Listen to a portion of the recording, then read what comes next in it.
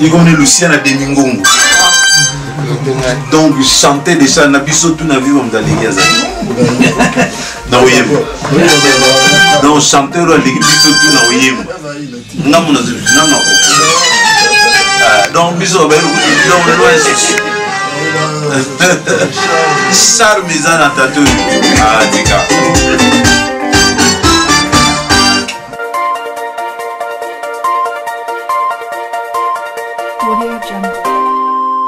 Akimi. Non, les archives, toi aussi. Les archives. Il y a eu de la moyenne de profiter, il y a eu de mon pipi. Oui, les bols. Yaredi, Moulele. Qui Moulele. Kupemba. Y'a bima, moi ça Y'a na kima ve. Y'a bima. Ake mwana. Ake mwana. Y'a na bima na munushi. Reste mwana. You la mic.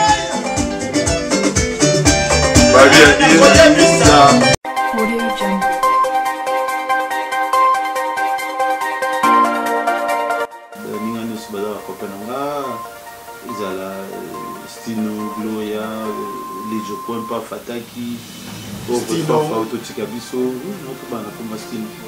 donc, tant que le bacon Stino, Stino est petit, on a l'air, vous en avez battu, mais tout n'a pas dit, Stino, c'est petit frère, donc, à la camarade, il y a petit frère, on a pour former des gens.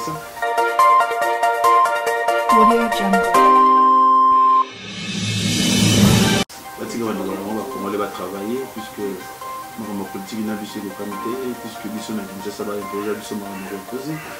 Il fallait que tu aies parce que sur invité, l'aéroport est bâti au Bima parce qu'on est au Bunga, des choses comme ça. Donc on n'a pas fait ça parce que nous avons un membre qui a un parti politique, non, parce que nous avons tourné disquet, parce que nous avons un leader d'opinion et qui va utiliser Bisson pour publier le Gaketo.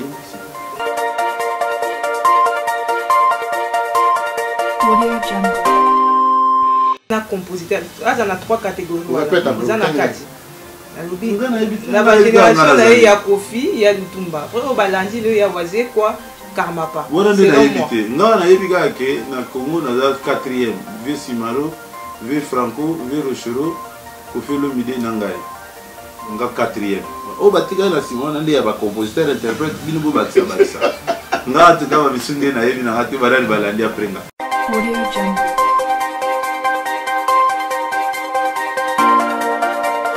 Vision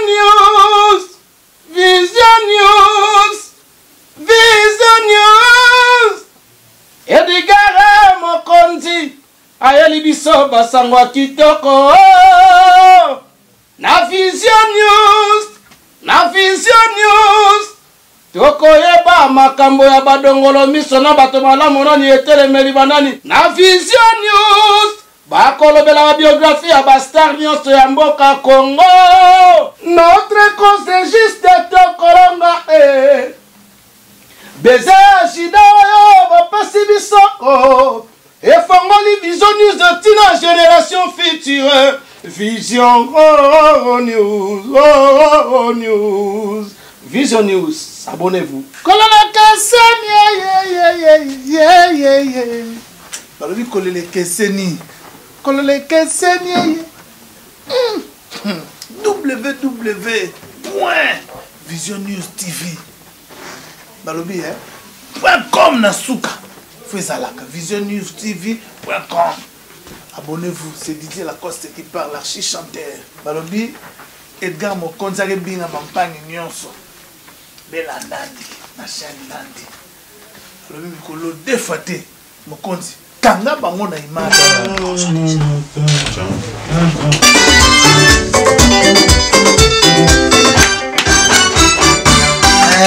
Mbango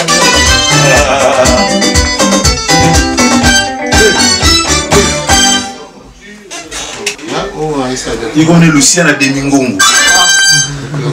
Donc chanter déjà Nabiso tout na vie comme dans l'église. Non oui. Donc chanter le l'église tout na oui. Non mon azul non. Donc biso ben donc le loin Char mizan à tatou. Ah tika.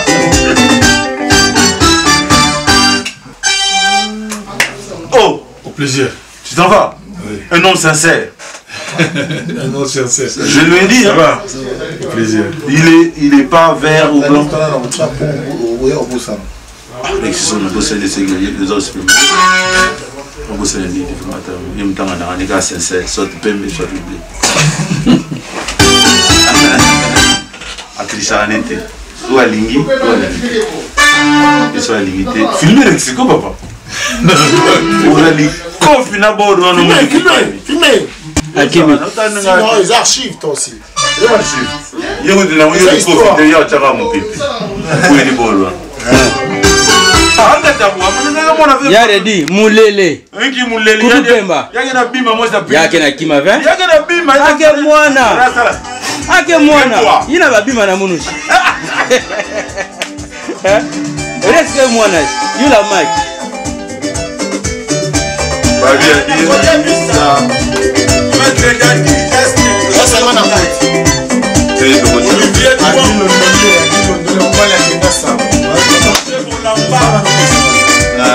Martha, yana wewe usolite ube haya ndomo bosona yana.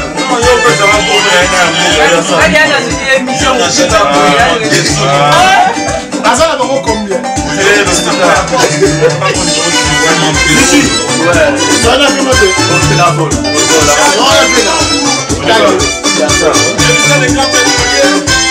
Chers amis, bonjour, content de vous savoir nombreux dans vos écrans pour suivre cet élément. C'est vrai que ça fait un moment que Bailo Kanto, Redi Ami ici avec nous, ici à Paris. Il n'a pas parlé, mais nous sommes venus pour entendre Redi Ami ici. Il est au studio pour faire quoi? Certes, c'est pour chanter, pour un album. Voilà, on va en découdre avec lui, mais pas pendant longtemps. Mais je ne serai pas seul pour faire cet élément. Je suis avec Martha pour faire cet élément avec Bailo Kanto, Redi Ami ici. Après, évidemment, notre pandémie. Martha, bonjour. Bonjour Adi. C'est un réel plaisir de faire cette émission avec toi. Hein. Alors, on va dire bonjour à Redi Ami ici, Bailo Kanto. Bonjour Adi, bonjour Martha. Bonjour l'artiste. Bonjour, comment vous allez? Très bien et toi? Moi ça va. Bailo, la première question serait de comment tu as vécu notre pandémie. Comment tu as vécu ça?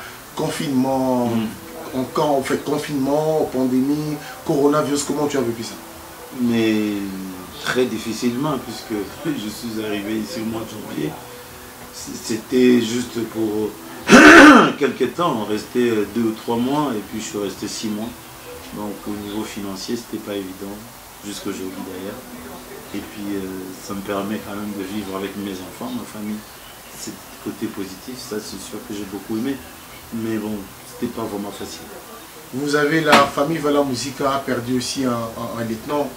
Je rends hommage à un généraux de Viva la Musica, à l'occurrence Papa de Molokai qui vient de nous quitter. Je rends hommage dans sa famille biologique et à la famille Viva la Musica dans l'ensemble. Ok, Martha.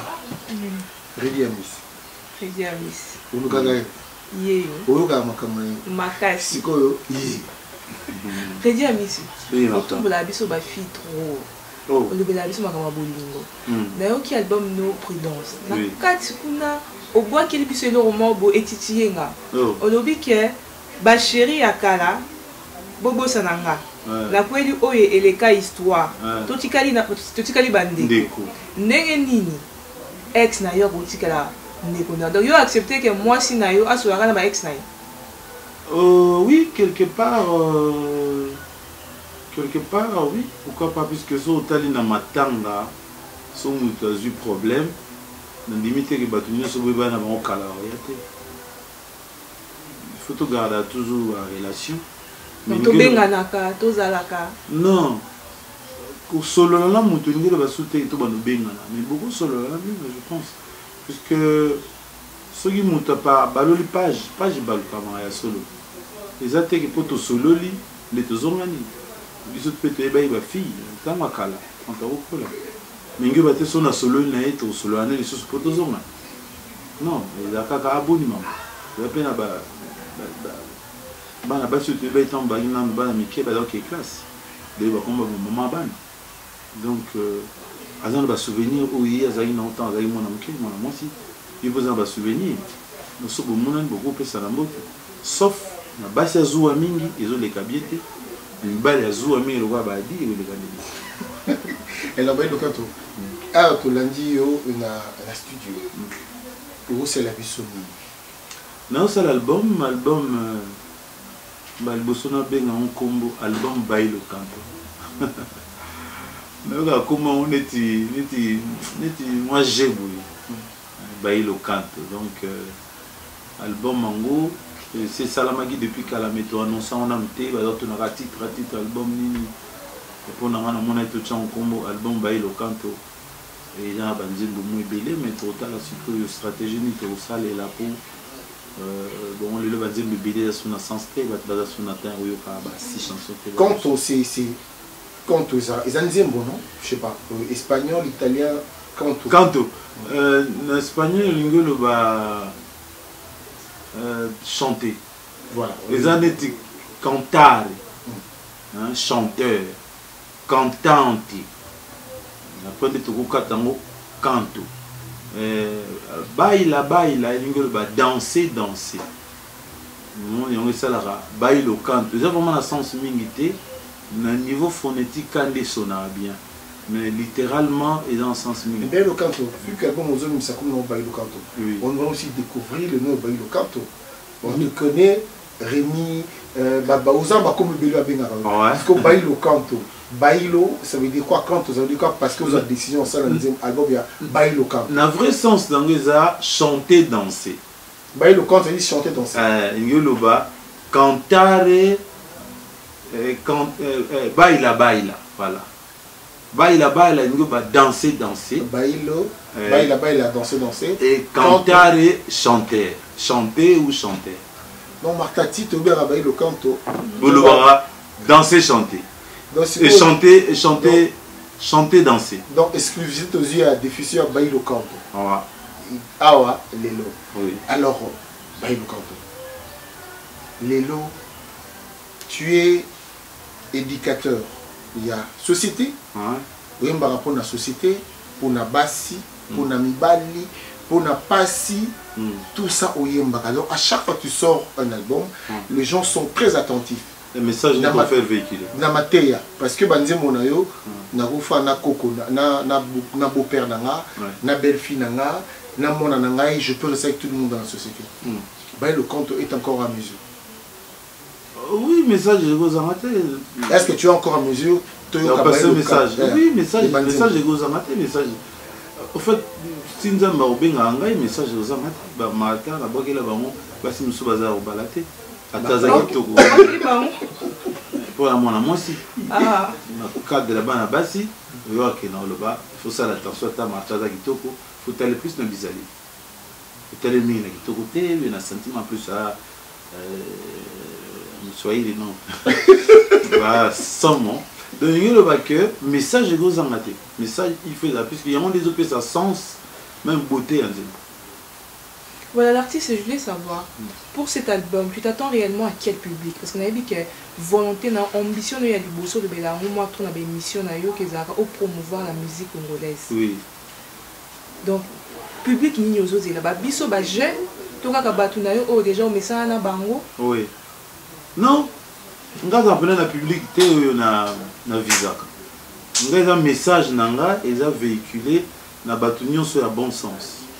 Notre union sur un message nanga par exemple quand on a le but moi c'est au bas la bataille la guinée bizalé et ça na public ni ba jeune à 20 ans va se marier ba jeune à 18 ans pas là peut-être dans le sens que bayoka ka rétro to rumba penda trop te ba jeune à l'élo ça plus na comment je dirais ça la phobie n'a pas peur que le message est comme pas na bangote non et comme kaka na ba témoignage belé ngana na chance moi extraordinaire na ba jeune oyo bazana ba âge mo ya C ba 16 ba 17 kalaté film auto be ngabi ba na biso mo ba auto découvrir nzemoko ya jitailanga tana ndoto soke boyina yo koyoka manse abibana subana 18 ans redi ndini bango bakolinga nzembo no wana abi c'est un mystère nzembo donc je pense pas que nzembo eza pour na âge message ndem tezo compter son message est destiné na batu nyonso mutu nyonso a bon sens à recapter message. Est-ce que les lots, on peut dire que pour ne prendre un exemple simple, Jean-Si Maya si force Italia, là Corneille Malongi, tant baza bazoka. Est-ce que Redi a monara que les Congolais étaient fans, ils t'ont rendu l'ascenseur. Oui. Est-ce que tu penses que reconnaître Kayo? Oui, je pense que la reconnaissance des vraiment Congolais à mon égard. Puisque tu as boxer, mais tu boxer dans la catégorie numéro. Parfois les Jibaza, parfois Kok Baali, poids plume, le lourd, et que les Congolais, même si ils ont mais yebi au fond d'eux, il y a Zanani, il y a Salarani, il y a le Barani. Alors on a album comme on a Bayi le Canto. Alors Bayi le Canto, on a la Casa do Canto, il y a aussi l'intervention de gauche à droite. Non, le roi a un orchestre comme on a Casa do Canto. Donc la mission a des Bayembi, mais l'intervention est libre, Luciana, il y a un petit peu. Ah bah futur c'est là Luciana. Luciana est futur, puisqu'il a Copenhague depuis avant la Côte à Vivre, à Toyembanaye, finance, orphelin, justice. Mais là tu vas au Kenya champ de bataille. Bayi le Canto, tout le temps à Kunelinaté, tout le temps à Zigité, tout le temps à Bétoileté. Toi, pour ne pas prudence, tu es tellement belé. Mais n'a pas tant au côté studio. Parce que sur Redia Côté Studio, à l'époque, ils ignorent ces occasions. Mais tant que na assistance sociale, l'album ou à toi et Yokani. Là maintenant quand tu travailles, au so pour Nzembo Oyo et go beli sabatimitu. Non, baita Martha ba Yoka, bino Boyoka ba nego bele bali ba Yoka ba on les ba okona. Ngai zaka matière, na pesa matière, et bon mutu na mutata la yalwa bilamba, donc na mutata pour na soga lingi. Et la manie n'est pas là. Mais il souci matière de la bien information. Sujet n'a développé, malobani n'a lobby. Pour bateau, balingarangai, bami retrouvé, on a besoin de mots parmi les mots. Tu as combien de chansons dans Bayi le Canto? Non, c'est vraiment belé. Mais je pense que. Belé, ça veut dire quoi, Martha? Belé, c'est quoi? C'est 3, c'est 2 déjà. Et belé, le bas vraiment, et belé, moi, on a déterminé au moins 10 chansons. Mais vous ne jamais 10. Vous progressivement selon les taux définis stratégie. 3, 2, single, des choses comme ça. Et quand est-ce qu'on peut déguster un auto comme au camp? On a besoin de production. On a Corneline, on a Agence, maison de production, comment manager, comment estimer que faut présenter en haut, est-ce que vous présenter on a les réseaux sociaux, tout ça je ne sais pas. Moi j'ai un artiste émission juste leur composition. Martha, Redi Amissi prophète. Tu peux croire ou ça ou bien tu fais une idée? Redi Amissi fait un peu pareil que Lutumba. Donc c'est des gens en fait ils arrivent à lire le futur. Ils ont ce don-là de voir loin. Donc moi pour moi pourquoi quand tu dis ça, dis-nous pourquoi tu peux. Quand j'ai eu le temps d'écouter l'album Prudence. Oui.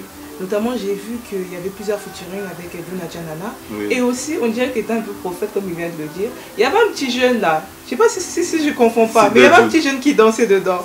Et on entend aussi, tu fais une dédicace à sa maman, Daïda. Maman Adadjou. Oui. Qu'est-ce que ça te fait aujourd'hui de voir qu'il est devenu star? Non, c'est un grand plaisir de voir notre fils devenir ce qu'il est devenu. C'est un plaisir, c'est un grand plaisir. Et peut-être c'est nous qui l'ont initié, on peut dire. Puisque je me rappelle de ne pas rester avec le petit. En fait, c'était ça. Ce n'était pas qu'on voulait l'amener. On voulait aller faire la vidéo, mais sa mère, elle ne voulait pas rester avec les petits. Genre, moi, j'ai des courses à faire, je vous laisse les petits. Alors, moi, j'ai dit à Diana, non, c'est pas grave, on l'amène. Puisqu'on avait plusieurs filles pendant les tournages, donc on a confié le petit aux filles. Et à un moment donné, on a dit, mais pourquoi on les laisse là-bas, il n'a qu'à participer avec nous, ça nous fera aussi quelque chose de bien. Et puis on a fait appel à Dadjou et puis il a dansé et aujourd'hui il est devenu... Et ça, on revient un peu avec ton ambition, c'est justement promouvoir la musique congolaise. Est-ce que tu penses que tu es arrivé avec justement ce genre d'histoire-là, d'anecdotes avec Dadjou? Tu penses que tu es arrivé justement à promouvoir la musique congolaise comme tu l'as toujours voulu? Non, j'estime que le Seigneur a fait que bon, le petit soit avec ses parents, ses papas, pour qu'on essaie de l'influencer. Peut-être on l'a beaucoup influencé même. Et ça nous fait énormément plaisir de voir qu'il avait quoi, 5, 6 ans, 7 ans, quelque chose comme ça. À quand le feat? Pardon? À quand le featuring? À quand le featuring, le prochain? Avec Dadju. Ah, oh bon, ça ne compte pas. Cette guerre de génération, ça va faire bien. Bah oui, pourquoi pas, on aura toujours le temps, un jour, ça viendra, un de ces quatre, on le fera si possible. Redi Amissi, quand je disais tout à l'heure, Redi Amissi prophète, je prends 2 échantillons. Ngai Nayaki Awana Poto, Kolisa Bongo Nanga Kozoma et Kozoma Mboko. Tu l'as fait. Oui. Beaucoup de cons ne l'ont pas fait. Ouais. Alors, on a compris que Ezaki est important. Tu es na poto, toi tu l'as fait. Après, pour juste faire un petit coucou à une personne, Kolobi Zoata. Ils ont peut-être monnaie accompagné à l'État. Il accompagné à l'État. Ouais. Aujourd'hui, mon copain, Louis Blaise, il est devenu un membre de la RVA. Voilà. Donc, non, en fait, pour la question, ça dit que le col à Louis Blaise Dondolé a commis une RVA. Kolobi Boui. Zoa pété monene, famille pesa ne pesa. Non, alors nous avons défilé. Dans mon condi, ils ont problème ou bien ils ont esengo. Pour na frère, on a comme un problème. Bon, maintenant autour de Balikamoura, il y a prophète, je pense pas. Je pense que nous les artistes, on a la chance que le Seigneur puisse passer par nous pour qu'on puisse prédire l'avenir. Hein, lorsqu'on dit des choses. Mandal était Silaka, ils ont peut-être mené accompagné à l'État, Baninga Boyal va défiler. Et ce sont des choses, oui, Salama, et Salama un peu, Namwa Batebele, Baninga Belé, ceux qui nous ont tout normal, Botangaki, qui se distinguaient, Makamazane monté, mais c'est un jour, Makamazali, que comme Moutou, le roi vient à lui, ça comment Moutou. Makamazane dit Soba, Utambandaka, Monté pas si, puisque on a mon ninga na ngataka na yakuna na nini, tu vois. Donc ça biso pareil, aux a redire Rémi, on a une classe le bio commis mutu. Baninga no sobotanga na bango en plus baninga no soba na chance. Baninga na bango belé batika na biso na mboka. Biso to ba kinoa. Do ba camarade de école primaire humanité ti bazana kin. Donc du coup, le quoi société ningeza boyebi, ils sont tous bien té na vie sociale. Donc, on s'est gêné pour aller pour Martha, il commis Moutou. Sungangai, il comme journaliste à Mounene. Voilà, on a le bac qui Baninga Baroya Nanda pour le coup à défiler.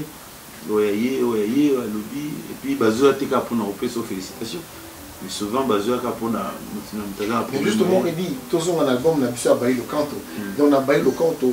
Vous en avez devoir, il faut satisfaire Batou.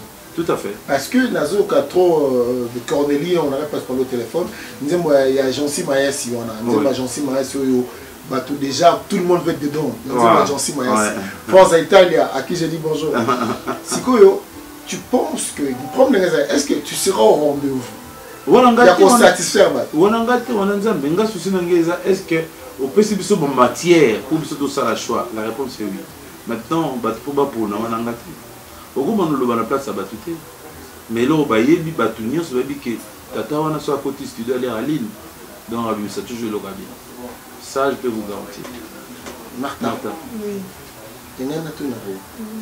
Edgar Mokondi, de là où tu es, Edgar Mokondi, merci beaucoup. C'est quoi V5 Bidens, Bozana, V5 Bidens, Bozana, on a tant besoin. Martha, Oyebita, Redi a mis sa lobagi boue. Bassi Moussou Bazali. Et j'étais avec lui, na balabala. Bassi la biso, balobi na yebo. Mibali Moussou soupé, Bazali a fandate. Oui. Les amis à solo. C'est vice-versa. C'est vrai. Mais oui. Mais la réponse est que on dit un bon mot. Mibali Moussou, Bazali pe a balate. Non, la réponse est déjà na vie.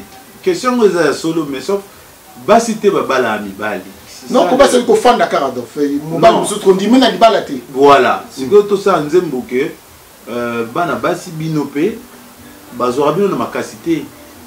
Vous n'êtes pas obligé, il y a un mobile pour mais maloba souka linde. C'est vrai.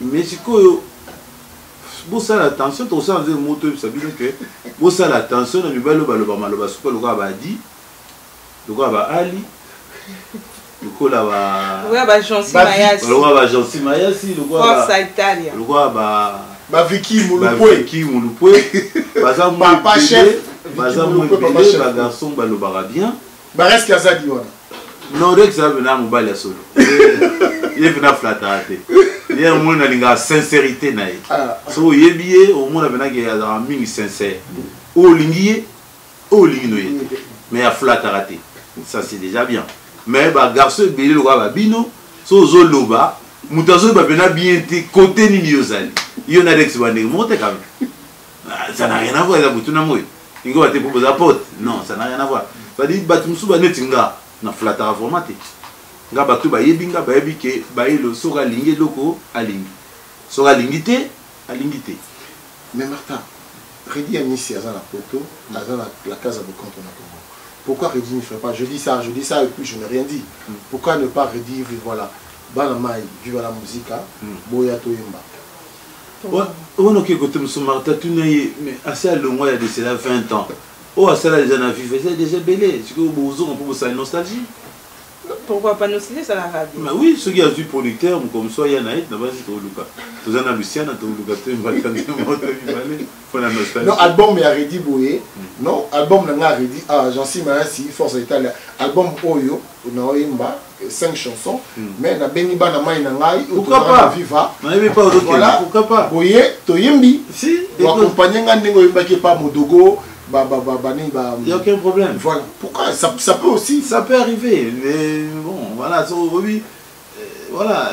Je ne vois aucun problème. Mais ils ont vivre la musique, ils ont famille, ils ont orchestre, ils ont une colis, ils ont salle presque nyoso. Donc, écoutez, on a ça, on a vivre la musique, on a monté pourquoi dans le salon. On a monté, là on monte, ils ont empêché. Ninga nyoso bazar à Copenhague. Ils ont la Stino, Gloria, les Jokouin, pas Fataki, Stino, Autotikabiso, oui, notre bande a combat Stino. Donc, tant que le bas combat Stino, Stino est un petit dans un arbre, on est battu, mais tout n'a pas dit, que Stino c'est petit frère. Donc, à la camarade, il y a petit frère pour former des Jossins. On a bien écalé. Donc, petit frère, soit dans la vie de la musique, tout n'a pas la l'action, c'est moi.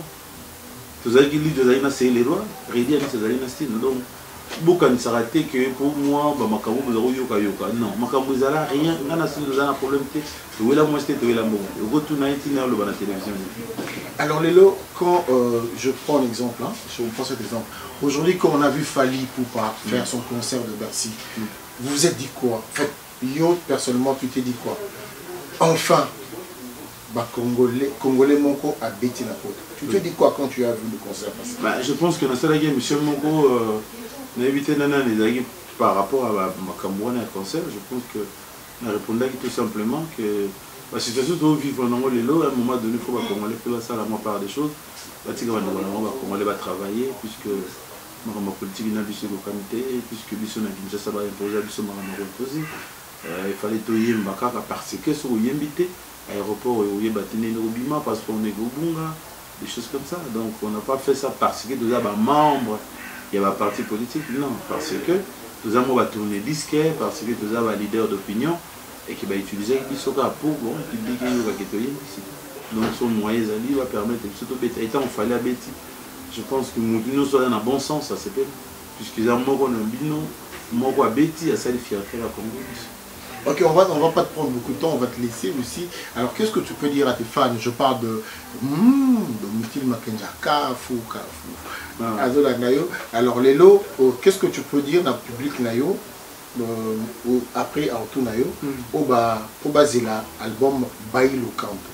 Non, il y a le bête, les Arabes, il y a une qualité, il y a n'importe quoi, il y a pour apprécier l'album, base à l'attractif, il y aura un lobby et que la mélodie est bien zali et qu'il va avoir des suites. C'est vrai que ça a été un réel plaisir de faire l'émission avec toi. Juste une dernière question. Tu dois te compter 5 meilleurs auteurs, compositeurs, interprètes il y a Congo. Maman Karmapa, Oazé quoi. Oui. Tu veux que vous levez la politique, il habite que vous levez la politique. Mais tu veux que fait d'actualité à l'église plus basé na Kamuzu et Kanamboka. Est-ce que l'album Oyo, vous avez un zembo moko à tes autres ba fait d'actualité par rapport à Ndembo que vous t'en question à souba. En tout cas, ma politique na côté déjà très compliqué et puis na maîtriser en côté. Na mon ango très compliqué na côté en côté na linga même pas côté na rana souci mboka que bateau il va donc kamba biso ba dans bon sens ba aider biso tous dans la misala que ba mon misère ba congolais. Mais ça quelque chose pour tout qui est. Merci beaucoup. Mais c'est là, Amazon, la question. 5 compositeurs pourquoi 5 compositeurs, je pense que.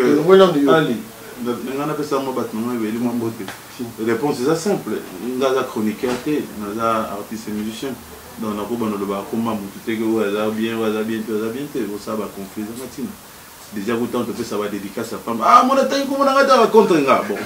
Moi, je suis bon, si tu as 5 compositeurs, je vais maintenant. Tu vois des gens qui analysent, elle a tué 5. Oui, au côté de 5 alors. Parmi les 5 hôtels, il y a 3 catégories. Il y en a 4.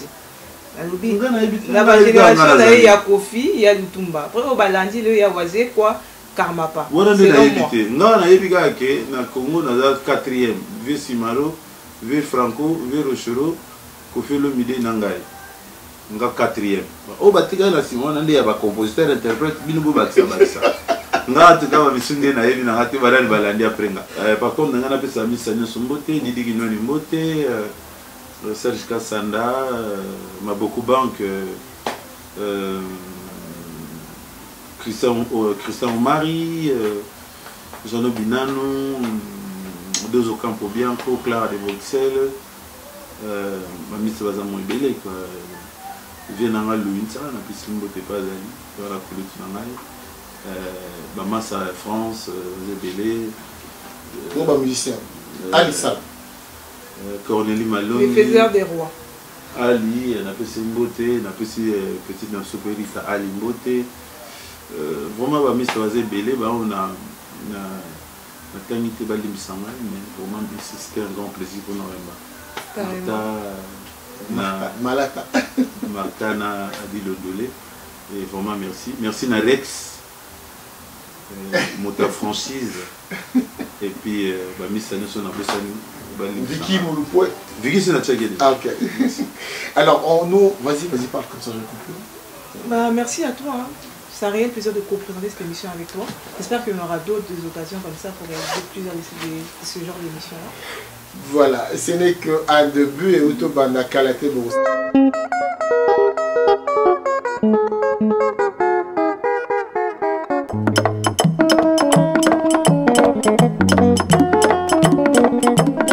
Bien. À des groupes de folkloriques qui n'ont pas venez président, Bois Noir. Venez conseiller, Féroce. Venez secrétaire, Nagaosa. Hidari nous n'a pas fait gêne, ou mieux que Bogari. Mwanda on a pas fait gêne pour nous wabusa sumsu. Tungoma kwa na maboke. Kamond kwa negali. Mulangi kwa na mayeli. Bene champion mutoko. Lotone mingi mikwa kula. Dekila tunwambi.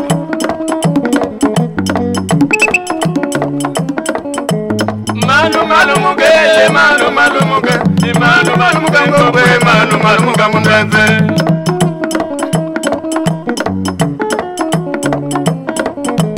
Manu muge, manu muge ngombe, manu muge mundeve. Ukeri malemba tegula duga dadi negige. Kwesa kuduga di boga se manu muge mundeve. Manu muge, manu muge ngombe, manu muge mundeve. Ukeri malemba tegula duga dadi negige. Kwesa kuduga di wabuso manu muge mundeve. Manu muge, manu muge ngombe, manu muge mundeve. Nakoma kolele we ma. Nakoma kolele ngombe manu muge mundeve. Manu muge, manu muge ngombe, manu muge mundeve. Nakoma kolele we mama. Imana kalima we ngombe manu muge mundeve. Bonjour, bienvenue chez nous chez Eswakar Export. Nous envoyons des véhicules et des conteneurs dans tous les pays d'Afrique. Nous sommes situés au 5 allées des Guyonnes, 93 240 à Stein. Les conteneurs atterrissent à Boma et Matadi. Vous pouvez mettre à l'intérieur toutes sortes de véhicules et de matériaux. Nous sommes situés près de Paris. Nous avons le T11, le 253 et le 270. Tout contact sera affiché en bas de l'écran. Nous vous remercions, venez nombreux, nous sommes à votre service.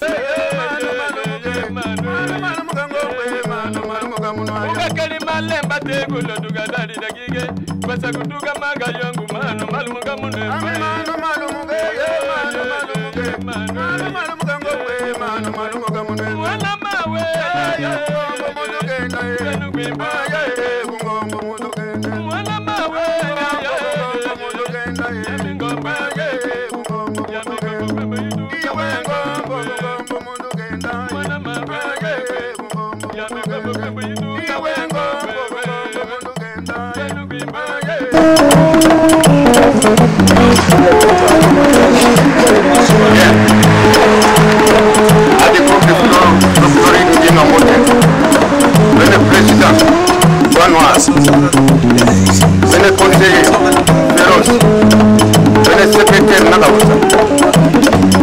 Idari que nous avons fait Fagena, nous avons fait Bogari.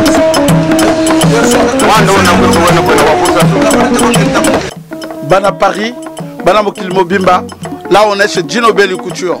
Djino Belly Couture au Boyoga Sango, dans la place de Paris, place de la République, entre République et Strasbourg-Saint-Denis.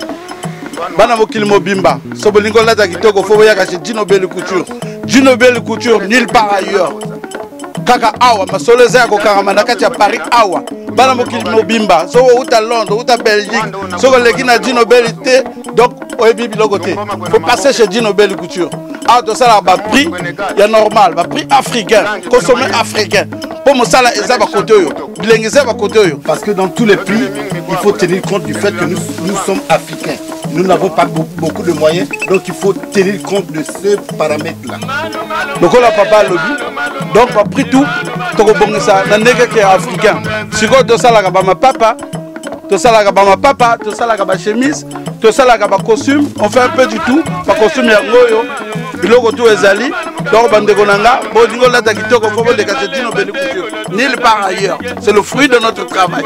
Mon salaire yangoy, Djino Belly Couture, c'est le meilleur. Nazo Pesabino adresse, c'est le 36 rue Mesley. Donc sur Bolingui, c'est entre République et Strasbourg. Après pour le numéro de contact, il y a écran. Mbote Mokili Mobimba, bana Paris, bana Mokili Mobimba, Tozana Djino Belly Couture, place de la République, ba mama, ba papa, boleka na Djino Belly, bilele, voiture. Ce que vous voulez qu'il y a wana mabea, vacances ezoya, ba diatons na kati ya kim na kati ya Afrique Mobimba, boya Djino Belly Couture, ba mama pe boya, ba robe soirée yali sur mesure, ba robe de mariage, boleka Djino Belly aleki ndeli kolo. Bon ba playboy ba bansoni tate là ba playboy ba bansoni affaire benebeni zalta mona croisé quand tout ça donc ça peut nous mouiller en fait. Quand loin d'ande quand chakuma momuta ko côté malala ko amemuna affaire jini za o Djino Belly Couture affaire zalta mona c'est beau. Ça peut nous mouiller na ba zone de la ça peut nous mouiller. Ko kota makaka vraiment c'est une seule adresse. Là on vient de vous dire que nous sommes dans la rue Mélé numéro 36. Donc c'est là vraiment vous allez venir.